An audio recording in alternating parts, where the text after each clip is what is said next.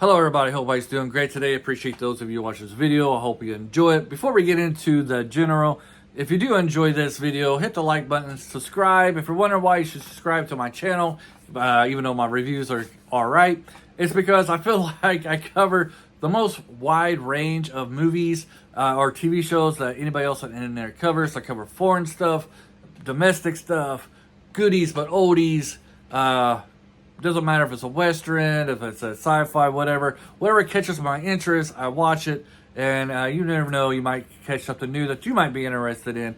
So having said that, let's talk about The General, starring Buster Keaton. Of course, this is a silent film. It's not my first silent film. My first silent film I've ever seen is Wings. I guess Wings won an Academy Award, like maybe one of the first ones back in the day.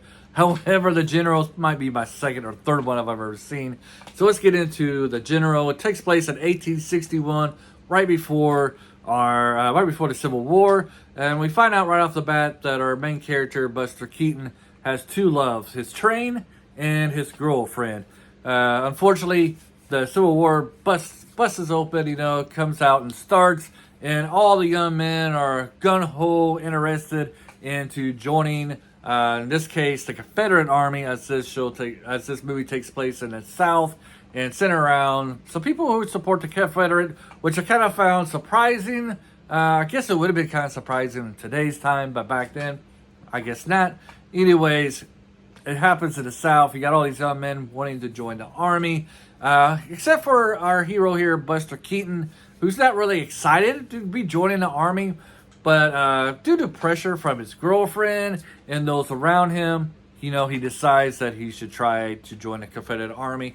Which, if you've done any research or know anything about the Civil War at that time period, that is kind of like a common thing that did happen during that time period. Where if you was a man and you didn't join join up for the cause, either for the North or for the South, your community kind of disowned you a little bit and put you down, and you kind of became like an outcast.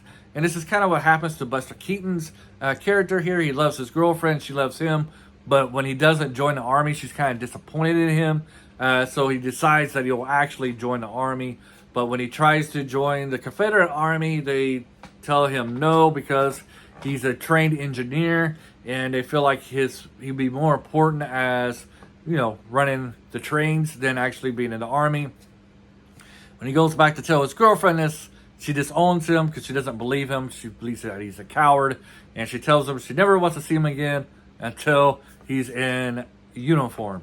Unfortunately for him, I guess it's not really unfortunately, but it is kind of funny that the next time that she does meet him and they get together again, he's in the North uniform because he's kind of like in disguise, undercover. So the movie is about these northern soldiers here. They become spies. They sneak into the South, and they get some of the war plans of the Confederate Army, and they're heading north. And so they steal Buster Keaton's train, and you get a pretty good train chase. This movie is basically a train chase.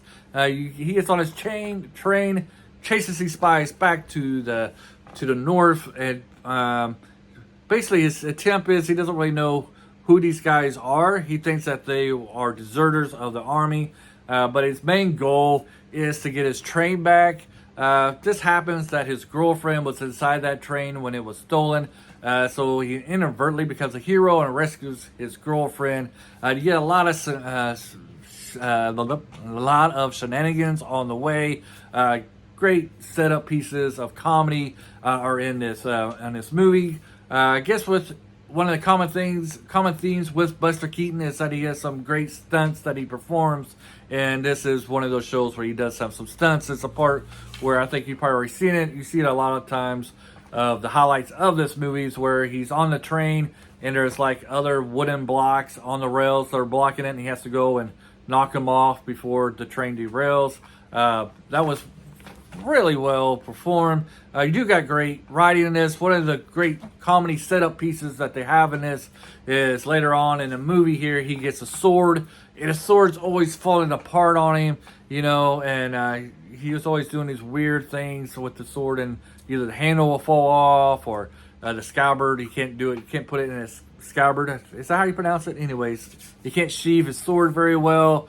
Well, there's a part where this Union soldier is getting ready to shoot our Buster Keaton's character, and Buster Keaton kind of like holds his sword up like this, and the sword comes flying out of the handle, and it stabs this Union soldier, and before he can shoot Buster Douglas. It was a great way to set up the scene, because throughout the leading up to that part, like I said, you see that this sword is broken, it's always falling apart and stuff like that, and then you see how they use that for a critical scene to save our hero's life.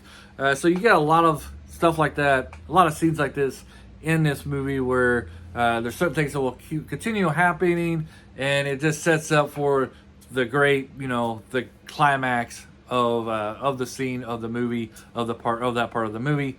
Try to get my words right there. I enjoyed it. I laughed. I was watching this with my son.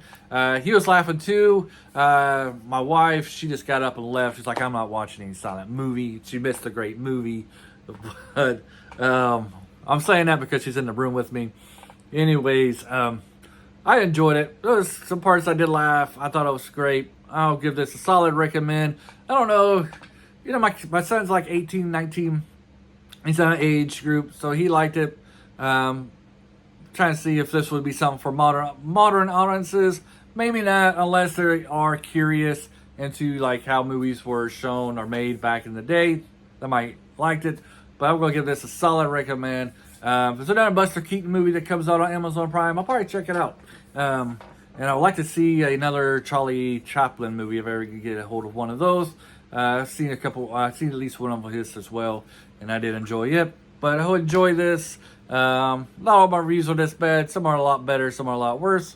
I'm about average. Have a great day anyways, and hopefully you see me in another video. Bye.